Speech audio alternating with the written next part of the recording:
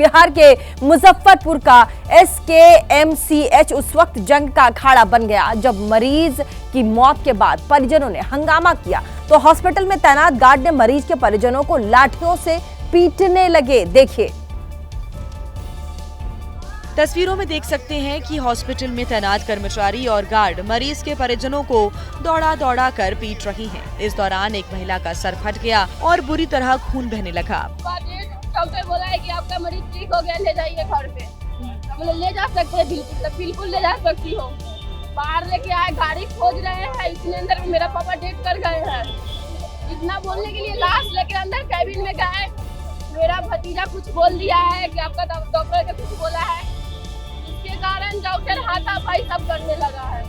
बताया जा रहा है कि थोड़ी देर पहले जिस मरीज को ठीक बोलकर डिस्चार्ज करने की बात कही थी, कुछ देर बाद उसकी मौत हो गई, जिसके बाद मरीज के परिजनों ने हॉस्पिटल पर लापरवाही का आरोप लगाते हुए विरोध किया तो हॉस्पिटल के कर्मचारी और गार्ड मरीज के परिजनों को पीटने लगे। आपको कौन मारा है इस तरह से? डॉक्टर था, गार्ड था, सब मारा है। बता दें कि यह मुजफ्फरपुर का सबसे बड़ा अस्पताल है जिसका नाम बिहार के पहले मुख्यमंत्री श्री कृष्ण सिंह के नाम पर है। लेकिन यहाँ का स्टाफ मरीजों के साथ किस तरह पेश आता है, इसका अंदाजा इस तस्वीर से लगा सकते हैं। अब देखिए और न्यूज 87 में अगली खबर भी बिहार के आरा से। आरा में अपराध थमने का नाम नहीं ले रहा। यहाँ दबंगों ने 2 भाइयों को गोलियों से भून डाला, जिसमें एक की मौत की खबर है और दूसरी जिंदगी की लड़ाई लड़ रहा है। देखिए अस्पताल में मचा कोहराम, परिजनों का रो रो कर बुरा हाल। अस्पताल प्रशासन में उस वक्त हड़कंप मच गया जब खून से लथपथ 2 सगे भाइयों को लाया गया, जहां एक भाई को डॉक्टरों ने देखते ही मृत घोषित कर दिया और दूसरे घायल भाई का इलाज शुरू किया गया, जिसकी हालत भी गंभीर बताई जा रही है। बता दें कि आरा के भेंडरी गांव में 2 सगे भाई खेत जोतने पहुंचे थे, जहां दबंगों ने पहले उन्हें मना किया और ना मानने पर उनके ऊपर अंधाधुंध फायरिंग कर दी, जिसमें एक की मौत हो गई और दूसरी जिंदगी और मौत की लड़ाई लड़ रहा है। वारदात में गांव में तनाव का माहौल है। वहीं पुलिस ने परिजनों की तहरीर पर केस दर्ज कर आरोपियों की तलाश शुरू कर दी है। और अगली खबर न्यूज 87 में बिहार के समस्तीपुर से। समस्तीपुर में एक युवक की बदमाशों ने गोली मारकर हत्या कर दी है। हत्या के पीछे पुरानी रंजिश की बात कही जा रही है, लेकिन पुलिस हमलावरों की तलाश में अब भी जुटी। देखिए बताया जा रहा है कि मृतक सुमित कुमार अपने दोस्त बंशी के साथ सब्जी खरीदने के लिए गए थे। इसी दौरान अज्ञात बदमाश आए और सर पर गोली मारकर फरार हो गए, लेकिन जब सुमित को हॉस्पिटल लाया गया उसी दौरान उनकी मौत हो गई। खा रहा था, अचानक आया, गोली मार के चला गया। डॉक्टर सब भाग गया, भीड़ भाड़ के वजह से। मृतक के परिजनों का रो रो कर बुरा हाल है। वहीं पुलिस ने बताया कि मृतक सुमित कुछ दिन पहले जमानत पर बाहर आया था। उसका किसी से विवाद भी था। इनका कुछ विवाद चल रहा था, उस बिंदु पर हम लोग पुलिस काम कर रही है। फिलहाल पुलिस हमलावरों की तलाश में जुटी हुई है, लेकिन हत्या की इस वारदात से पूरे समस्तीपुर में दहशत का माहौल है, क्योंकि बिहार की कानून व्यवस्था लगातार सवालों के घेरे में है। कोई ऐसा दिन नहीं घटता जब बिहार में इस तरह की वारदात ना होती हो। और यूपी के पीलीभीत में 3 लोगों की जान लेने वाली खूंखार बाघिन का वन विभाग की टीम आखिरकार रेस्क्यू कर पाई, लेकिन उसके बाद कई गांव के लोगों ने राहत की सांस भी ली है। देखिए एक रिपोर्ट। जब बाघिन का रेस्क्यू कर ले जाया जा रहा था तो उस वक्त लोगों के चेहरे पर खौफ नहीं बल्कि राहत की रौनक थी। बाघिन के पकड़े जाने पर गांव के लोगों में एक जश्न का माहौल देखने को मिला। लोगों ने पिंजड़े में बंद बाघिन का वीडियो बनाया। इस आदमखोर बाघिन को पकड़ने में वन विभाग को 11 घंटे की कड़ी मशक्कत करनी पड़ी।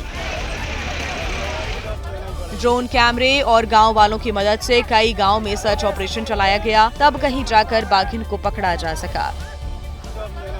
बता दें कि पीलीभीत के न्यूरिया इलाके में बीते कई दिनों से बाघिन की दहशत फैली हुई थी। 9 जून से लेकर 17 जुलाई तक बाघिन ने कई लोगों पर घातक हमले किए, जिसमें से 3 की मौत हो गई और कई घायल हो गए, जिनका इलाज चल रहा है। राहत की बात है कि अब खूंखार बाघिन वन विभाग के कब्जे में है, जिसे पीलीभीत टाइगर रिजर्व ले जाया गया है।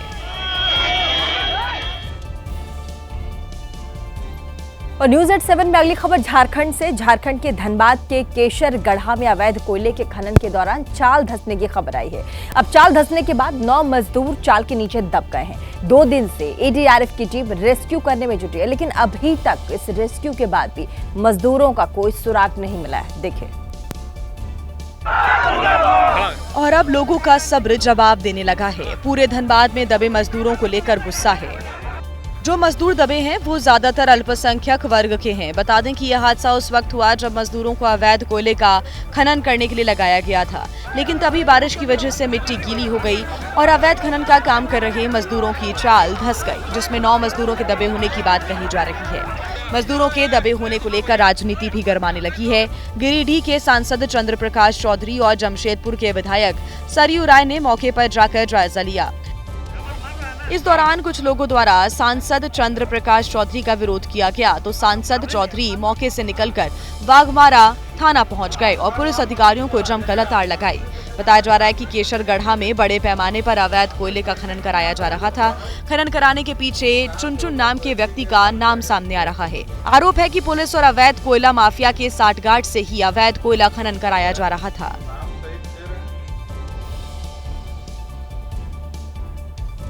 और आगे न्यूज 87 में खबर इटावा से। इटावा में इस वक्त बड़ा हादसा हो गया जब बारिश के बीच घर के बाहर खेल रही 7 साल की मासूम बच्ची नाले में बह गई। घटना के बाद पूरे मोहल्ले में अफरा तफरी मच गई। लोग सदमे में। देखें।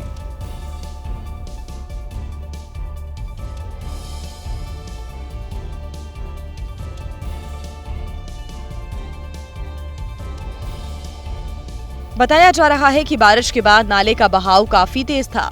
7 साल की अनम घर के बाहर खेल रही थी, तभी पैर फिसला और नाले में गिर गई। लेकिन बारिश की वजह से नाले का बहाव काफी तेज था। कुछ ही पलों में बच्ची आंखों से ओझल हो गई।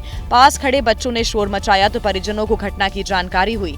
हादसा इटावा के मेवाती टोला में हुआ। सूचना मिलते ही पुलिस, नगर पालिका, दमकल और आपदा प्रबंधन की टीमों ने मौके पर पहुंचकर रेस्क्यू ऑपरेशन शुरू किया।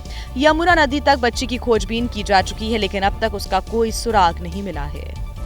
नवंबर में विधानसभा चुनाव है बिहार में, और ऐसे में बिहार को लेकर के वोटर पुनरीक्षण का आखिरी दिन जो है उसको कहा जा रहा है। 99% मतदाता सर्वेक्षण का काम पूरा कर चुके हैं, ये खबर है। साथ ही 21.5 लाख मृत मतदाताओं को चिन्हित किया गया है। हम आपको बता दें, यहाँ पर मतदाता सूची से तकरीबन 61 लाख नाम काटे जा सकते हैं, जिसको लेकर के विपक्ष लगातार हल्ला बोल रहा है, चाहे वो बिहार में विधानसभा हो या फिर संसद हो। 22 साल बाद हो रहा वोटर लिस्ट का रिवीजन।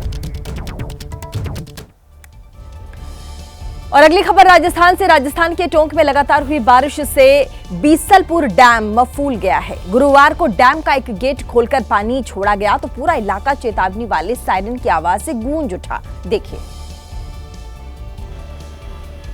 तस्वीरों में देख सकते हैं, बीसलपुर डैम पानी से लबालब भरा हुआ है। दरअसल ये पहली बार है कि बीसलपुर डैम जुलाई में ही ओवरफ्लो हो गया है, क्योंकि पिछले साल इसके गेट को अगस्त और सितंबर में खोला गया था, लेकिन इस बार बारिश ने सारे रिकॉर्ड तोड़ दिए हैं, जिसकी वजह से डैम में इतना पानी भर गया कि डैम से पानी छोड़ना पड़ा। हालांकि पानी छोड़ने से पहले बकायदा सायरन बजाकर और मुनादी कराकर निचले इलाकों को खाली करा दिया गया। वहीं डैम का गेट खोले जाने से पहले परंपरागत तौर पर पूजा अर्चना भी की गई। जिला कलेक्टर कल्पना अग्रवाल और देवली सीट से बीजेपी के विधायक राजेंद्र गुर्जर ने बटन दबाकर डैम का गेट खोला। इस नजारे को देखने के लिए बड़ी संख्या में लोगों की भारी भीड़ जुट गई। किसी ने ताली बजाकर खुशी मनाई तो किसी ने जयकारे लगाए। कुछ लोगों ने मिठाइयां भी बांटी। बता दें कि बीसलपुर डैम में 18 गेट हैं, जिसमें से सिर्फ एक ही गेट खोला गया है। और अगली खबर न्यूज 87 में राजस्थान से। राजस्थान के सिरोही में बारिश ने लोगों के लिए मुसीबत बनती जा रही है। माउंट आबू में एक घर की दीवार गिरने से पूरा घर खतरे की जद में आ गया है। देखिए। घर की दीवार के साथ साथ मकान के नीचे की जमीन भी खिसक गई। घर का कुछ हिस्सा हवा में लटक गया, जहां इससे पहले फर्श हुआ करता था। निचले इलाके वाले घरों की टीन शेड तक घरों का मलबा पहुंच गया। गनीमत रही कि हादसे में कोई जनहानि नहीं हुई, नहीं तो बड़ा हादसा हो सकता था। वहीं हादसे की सूचना पर आपदा दल और नगर पालिका की टीम पहुंची। घर को पहुंचे नुकसान का आकलन किया गया। आपदा टीम ने घर के सदस्यों को फिलहाल सुरक्षित स्थान पर शिफ्ट होने की सलाह दी है। बारिश से लगातार हो रही हादसों से आसपास के घरों के लोगों में दहशत का माहौल है। प्रशासन सभी से एहतियात बरतने की अपील कर रहा है। और न्यूज एट 7 में अगली खबर मध्य प्रदेश से। मध्य प्रदेश के रीवा में मिड डे मील में लापरवाही का मामला सामने आया है। यहां पर खाने के नाम पर सिर्फ खाना पूर्ति की जा रही है। देखिए वीडियो रीवा के सीएम राइज स्कूल का है, जहां मिड डे मील की हालत देखेंगे तो रोना आ जाएगा, क्योंकि स्कूल में ऐसा खाना परोसा जाता है जिसे जानवर भी खाने से मना कर देते हैं। खाने में पौष्टिकता तो बहुत दूर की बात है। मिड डे मील के लिए सरकार ने जो मेन्यू तय किया है उस हिसाब से ना तो खाना बनता है और ना ही बच्चों के बीच बांटा जाता है। उन्हें तो बस खाना पूर्ति करने के लिए पानी वाली दाल और गीले मोटे चावल परोस दिए जाते हैं। खाना बांट रही महिला को जब कैमरे की भनक लगी तो उसने घबराकर बच्चों को खाना देने की बजाय दाल और सब्जी के बर्तन से पानी निकालकर फेंकना शुरू कर दिया। दाल में ना तो दाल दिख रही है और ना ही सब्जी में आलू। खाने के लिए भी कोई निश्चित जगह नहीं है। बच्चे स्कूल के मैदान में खड़े होकर खाना खा रही हैं। दाल के बाद इन बच्चों ने खुद स्कूल की तरफ से दिए गए अधपके चावल की सच्चाई बताई। चावल पका जी कि नहीं पका चावल? हाँ, कच्चा चावल है, चावल नहीं पका है। शिक्षा और पोषण पर करोड़ों रुपए खर्च करने के दावे की हकीकत क्या है वो आपके सामने है। वीडियो सामने आने के बाद जिला शिक्षा अधिकारी ने जांच के आदेश दे दिए हैं। और अगली खबर गाजियाबाद से। गाजियाबाद में दिन दहाड़े ज्वेलरी शॉप से डिलीवरी बॉय के कपड़ों में आए बदमाशों ने लूट की वारदात को अंजाम दिया है और हथियारों के दम पर लाखों की ज्वेलरी पर हाथ साफ करके फरार हो गए। देखिए ब्लिंकिट और स्विगी के डिलीवरी बॉय की वेशभूषा में दोनों बदमाशों को गौर से देखिए। सर पर हेलमेट, मुंह पर कपड़ा और हाथों में दस्ताने हैं। इन दोनों बदमाशों ने महज 2 मिनट में ही ज्वेलरी शॉप से 20 किलो चांदी, 125 ग्राम सोना और नकदी लूट ली। घटना दोपहर करीब 3:30 बजे की है, जब दुकान के मालिक वॉशरूम गए थे। तभी दुकान में 2 बदमाश घुसे और अवैध तमंचे के बल पर नौकर को बंधक बना लिया, जिसके बाद बड़ी ही तेजी से लूट की वारदात को अंजाम दिया। चोरी की वारदात दुकान में लगे सीसीटीवी कैमरे में रिकॉर्ड हो गई, जिसमें दोनों बदमाश नौकर को धमकाते भी नजर आए। दिन दहाड़े शहर के बीचों बीच चोरी की वारदात कानून व्यवस्था पर भी सवाल खड़े कर रही है। फिलहाल पुलिस बदमाशों की तलाश में जुटी हुई है। और बिहार के मधुबनी में बेखौफ बदमाशों ने घर में घुसकर जमकर लूटपाट की वारदात को अंजाम दिया। नकाबपोश डकैतों ने बंदूक की नोक पर गैस स्वामी को बंधक बनाया और 50 लाख की लूट को अंजाम दिया। देखिए डकैतों ने बारी बारी से सभी कमरों को खंगाला, घर के अंदर रखे अलमारी और ट्रंक को तोड़ा, लाखों की लूट की और डकैत फरार हो गए।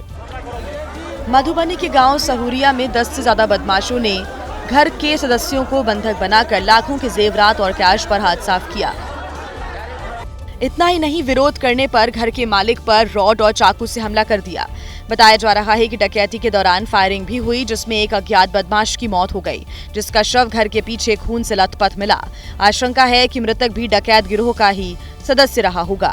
सूचना पर पहुंची पुलिस भी छानबीन में जुटी हुई है और जल्द ही खुलासा करने की बात कह रही है। उनके घर के अंदर रात में कुछ लोग घुसे, उन्होंने लूटपाट किया और ये बड़ी उसमें एक ताज्जुब की बात है कि घर के ही थोड़ा सा बगल में एक अनजान व्यक्ति की डेड बॉडी भी मिल गई, जिसको की गोली मार के उसकी हत्या की गई है। इन सब मामलों पर जांच पुलिस ने शुरू कर दी है। गांव में डकैती की वारदात से ग्रामीणों में गुस्सा देखने को मिला, तो वहीं गांव में दहशत का माहौल भी बना हुआ है। और न्यूज एट 7 में खबर उत्तर प्रदेश से। समाजवादी पार्टी के सांसदों की मस्जिद वाली तस्वीर पर सियासत खत्म होने का नाम ही नहीं ले रही। अब बीजेपी के हमलों के जवाब में समाजवादी पार्टी की तरफ से लखनऊ में पोस्टर लगाया गया। देखिए इस पोस्टर के जरिए समाजवादी पार्टी की तरफ से ये मैसेज देने की कोशिश की गई है कि वो धर्म वाली राजनीति नहीं करती। पोस्टर में लिखा, अखिलेश है वो जो नफरत का सौदा नहीं करते, मंदिर मस्जिद को सियासत से जुड़ा नहीं करते। तुम्हारे लिए इबादत भी सियासी मैदान है, हमारे लिए मजहब मोहब्बत की पहचान। इस पोस्टर में अखिलेश यादव की 3 अलग अलग तस्वीरें भी हैं, जिनमें एक में वो शंकराचार्य आदि मुक्तेश्वर आनंद के साथ दिख रही हैं, तो वहीं दूसरी तस्वीर में मस्जिद में हैं और तीसरी तस्वीर में वो गुरुद्वारे में दिखाई दे रही हैं। इस पोस्टर को समाजवादी पार्टी के नेता मोहम्मद इखलाक ने लगाया है। इस पोस्टर के जरिए ये बताने की कोशिश की है कि वो सब धर्म का सम्मान करते हैं। तो ये पोस्टर वार की तस्वीर आपने देखी। आगे अब तस्वीर आपको पंजाब के लुधियाना की दिखाएंगे। लुधियाना में आवारा कुत्तों के आतंक का एक वीडियो सामने आया है, जहां पर कुत्तों के हमले से एक स्कूटी कार से जाकर टकरा गई। स्कूटी पर सवार दोनों महिलाएं बुरी तरह से घायल हो गई हैं। देखिए,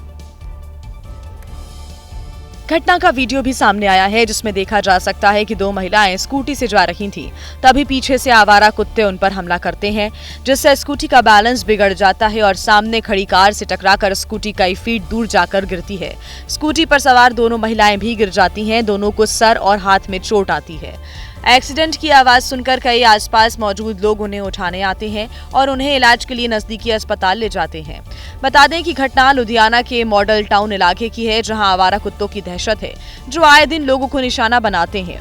वहीं इस एक्सीडेंट के बाद स्थानीय लोग नगर निगम पर सवाल उठा रहे हैं, क्योंकि कई बार शिकायत करने के बाद भी निगम आवारा कुत्तों पर नकेल कसने में फेल साबित हुआ है।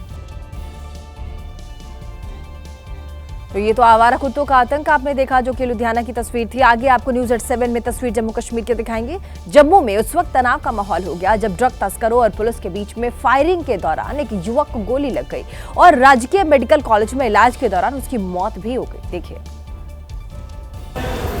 जिसके बाद अस्पताल के बाहर जमकर भीड़ इकट्ठा हो गई। अस्पताल के इमरजेंसी गेट की सुरक्षा बलों को घेराबंदी करनी पड़ी। जम्मू पुलिस की कार्रवाई पर लोग सवाल खड़े करने लगे। अस्पताल में सुरक्षा बलों और लोगों के बीच धक्का मुक्की हो गई। लोग पुलिस पर बेवजह फायरिंग करने जैसे आरोप लगाने लगे। दरअसल जम्मू पुलिस ड्रग माफिया और ड्रग तस्करों के खिलाफ अभियान चला रही है और उनकी धरपकड़ में जुटी है। इसी क्रम में आरोपियों को पकड़ने गई पुलिस और ड्रग तस्करों में फायरिंग हो गई, जिसमें एक युवक को जान गंवानी पड़ी, जिसके विरोध में स्थानीय लोगों का गुस्सा 7वें आसमान पर पहुंच गया और अस्पताल पहुंचकर जमकर हंगामा काटा। वहीं पुलिस के वरिष्ठ अधिकारी पूरे मामले की जांच पड़ताल में जुटे हुए हैं। अगली बारी है भारत और ब्रिटेन के बीच बीते 3 साल तक रुक रुक कर चले FTA यानी कि मुक्त व्यापार समझौते पर आखिरकार कल मुहर लग गई, जो प्रधानमंत्री मोदी और ब्रिटेन के प्रधानमंत्री कीर स्टारमर की मौजूदगी में हस्ताक्षर किया गया। देखिए, वाणिज्य उद्योग मंत्री पीयूष गोयल और उनके ब्रिटिश समकक्ष ने जैसे ही फाइल पर दस्तखत किए, भारत और ब्रिटेन के बीच फ्री ट्रेड एग्रीमेंट हो गया। 99% भारतीय उत्पाद को ब्रिटेन में टैरिफ से राहत मिलेगी। वहीं भारत भी ब्रिटेन से आने वाले करीब 90% उत्पादों पर टैरिफ कम या फिर हटा देगा। ब्रिटेन के साथ किए गए मुक्त व्यापार समझौते से भारत के टेक्सटाइल से लेकर इंजीनियरिंग, मेडिकल और केमिकल जैसे सेक्टर्स को सीधा फायदा होगा। दोनों देशों की इस ऐतिहासिक डील को फाइनल करने के लिए भी ऐतिहासिक जगह चेकर्स एस्टेट को चुना गया, जहां पीएम मोदी की मेजबानी करने खुद पीएम कीर स्टारमर गेट पर आए। गर्मजोशी से दोनों नेताओं ने हाथ मिलाया। समझौते की खुशी दोनों प्रधानमंत्रियों ने साथ में चाय पीकर जाहिर की और कुछ यंग क्रिकेटर्स के साथ तस्वीरें खिंचवाई। प्रधानमंत्री नरेंद्र मोदी ने गुरुवार को ब्रिटेन के सेंट्रिघम हाउस में किंग चार्ल्स से मुलाकात की और उन्होंने राजा को एक पेड़ मां के नाम पहल के तहत एक खास पौधा भी गिफ्ट किया। लंदन से पीएम मोदी मालदीव के लिए रवाना हो गए हैं। तो ये लंदन से अद्भुत तस्वीरें आपने देखी प्रधानमंत्री मोदी और साथ ही कीर स्टारमर की। आगे बढ़ेंगे। भारत और ब्रिटेन के बीच मुक्त व्यापार समझौता होने के बाद दोनों ही देशों के रिश्तों में एक बड़ा आर्थिक बदलाव आने वाला है। लंदन में वेदांता समूह के चेयरमैन अनिल अग्रवाल से FTA से होने वाले फायदों के बारे में बातचीत की है हमारे संवाददाता विशाल पांडे ने। क्या कुछ बातचीत हुआ, सुनिएगा। भारत और यूके के बीच में FTA साइन हो गया है। हमारे साथ अनिल अग्रवाल जी हैं, वेदांता ग्रुप के फाउंडर हैं। अनिल अग्रवाल जी, ये मुक्त व्यापार समझौता कितना महत्वपूर्ण है बिजनेस के नजरिए से, भारत को कितना फायदा है? ये दरवाजा खुला है हमारा वेस्टर्न वर्ल्ड के लिए, जो एक दूसरे पर जो ट्रस्ट हुआ है, इतनी मेहनत देखी नहीं, जो कि हमारे मिनिस्टर ने, हमारे लोगों ने, हमारे अफसर लोगों ने मेहनत की और इसको लेके आए और ट्रस्ट जो बिल्ड किया, इससे पूरा हिंदुस्तान में जो हमारे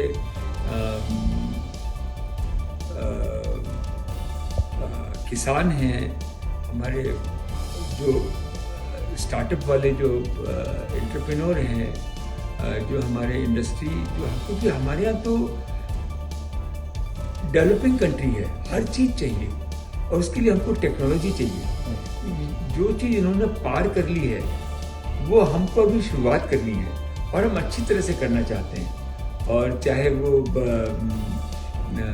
एग्रीकल्चर के क्षेत्र में हो, चाहे वो रिन्यूएबल के क्षेत्र में हो, चाहे वो डिफेंस के क्षेत्र में हो, चाहे वो टूरिज्म के क्षेत्र में हो, व्यापार के क्षेत्र में हो, न्यूक्लियर के क्षेत्र में हो, हर चीज़ के क्षेत्र में यहाँ जो, और ये सारी दुनिया देख रही है इसको, क्योंकि जो यूरोप की जितनी कंट्रियाँ हैं अब उनको बहुत बड़ा एक उनका दरवाज़ा खुला। तो ये यूके का ट्रेड तो एक ये माध्यम है, एक ये माध्यम है, लेकिन इससे जो आगे जो काम चलेगा, जो हमारी कंट्री चेन बनेगी, जो हम लोग $5 ट्रिलियन की इकोनॉमी कर रहे हैं, उसमें जो साथ मिलेगा वो उसका बहुत बड़ा फायदा होगा, क्योंकि इनकी अपनी स्ट्रेंथ है, हमारी अपनी स्ट्रेंथ है।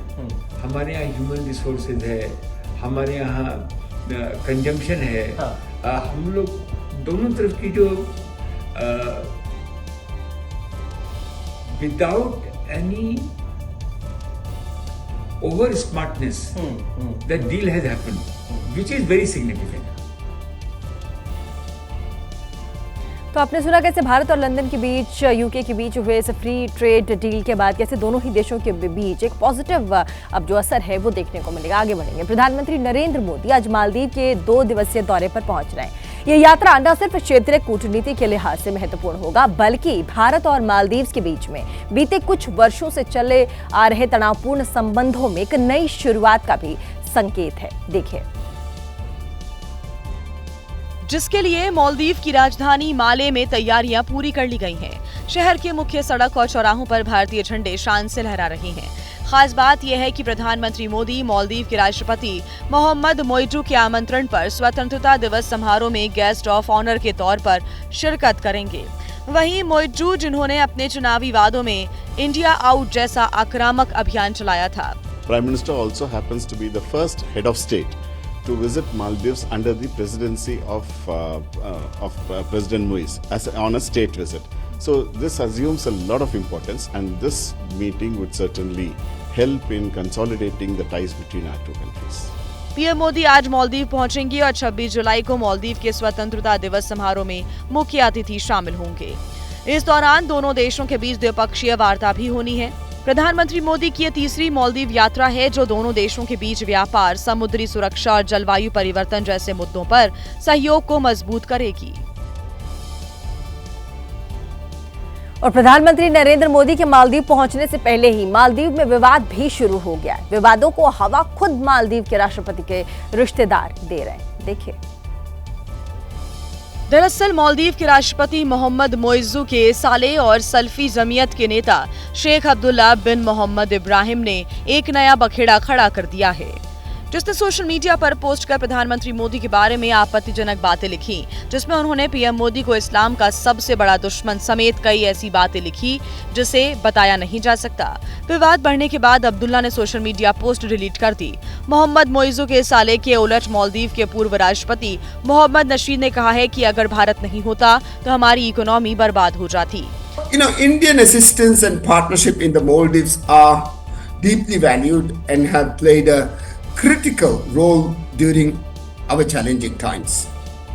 With mounting financial difficulties and substantial debt repayment obligations for the Maldives, India's timely support has helped us avoid default and maintain economic stability. 2022-23 में भारत ने अनाज, ईंधन सप्लाई और क्रेडिट लाइन देकर मालदीव को दिवालिया होने से बचाया था। तस्वीरों में देख सकते हैं 2 लड़कियां हैं, उनके साथ एक लड़का है। तीनों की हालत देखकर साफ साफ दिखाई दे रहा है कि नशे में धुत हैं, जो पुलिस से भी बदतमीजी कर रही हैं। दरअसल ये लड़कियां सड़क पर हंगामा कर रही थीं, तभी मौके पर पुलिस आ गई, जिसके बाद ये लड़कियां पुलिस से भी भिड़ गईं। पुलिस उन्हें समझाने का प्रयास करती रही, लेकिन ये नहीं माने और पानी सर से ऊपर चला गया तो पुलिस वालों ने तीनों को गिरफ्तार कर लिया और जेल भेज दिया। लेकिन जिस तरीके से नशे में धुत होकर इन लड़कियों ने हंगामा किया, उसका वीडियो अब सोशल मीडिया पर वायरल हो रहा है।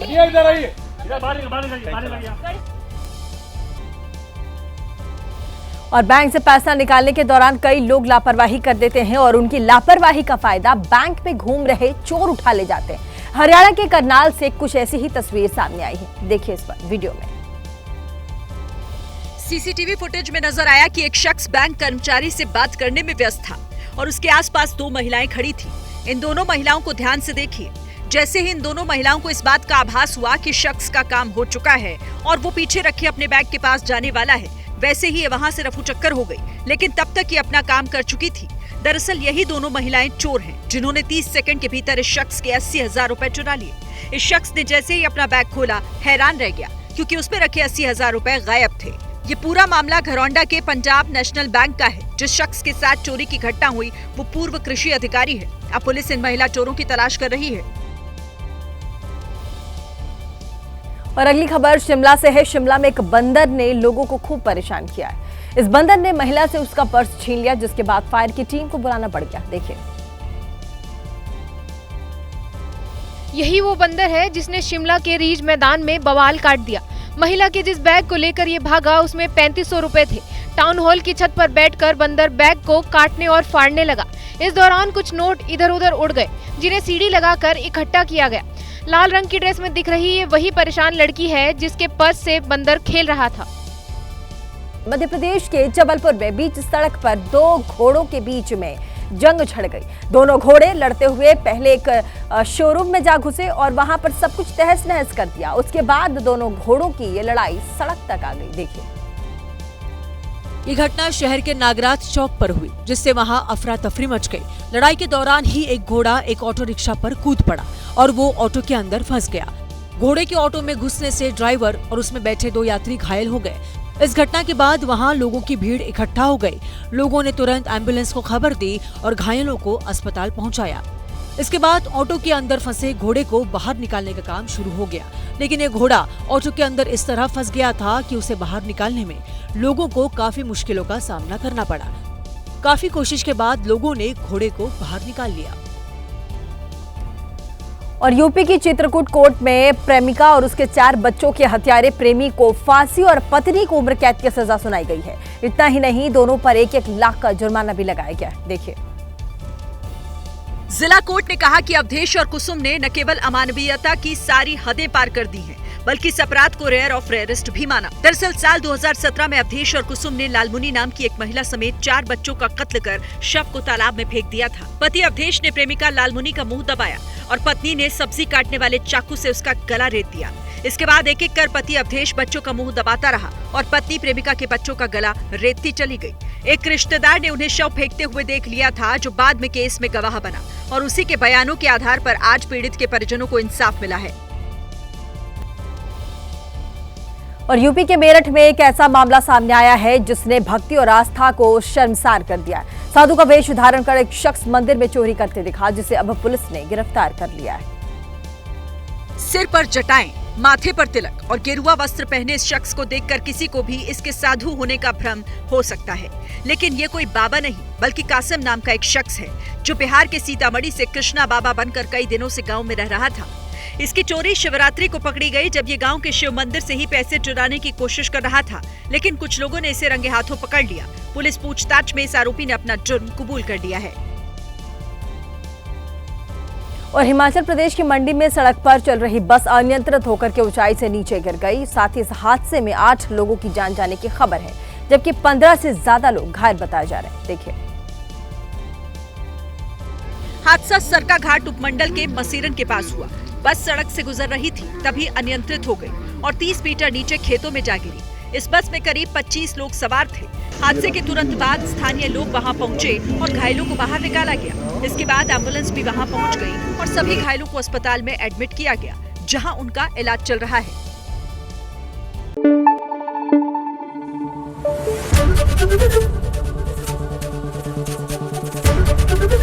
एबीपी न्यूज आपको रखे आगे।